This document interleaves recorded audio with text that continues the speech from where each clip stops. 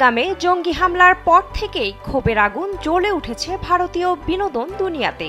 এমন সময় পাকিস্তানি ফ্যাশন ডিজাইনারের সঙ্গে ছবি তোলায় মারাত্মক কটাক্ষের শিকার হয়েছেন বলিউড অভিনেত্রী কারিনা কাপুর খান।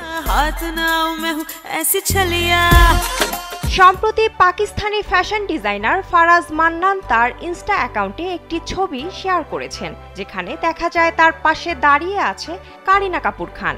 ছবিটি শেয়ার করার পর থেকেই যেন তোপের মুখে পড়েছেন এই অভিনেত্রী।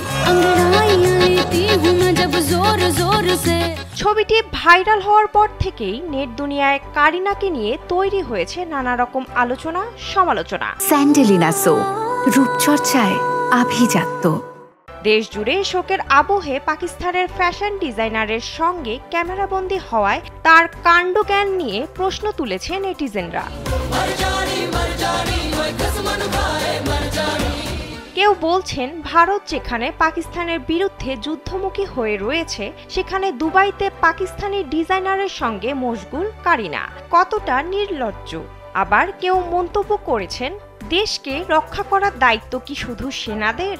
দেশের সম্মান রক্ষার্থে বলিউড সেলিব্রিটিদের কি কোনো দায়িত্ব নেই?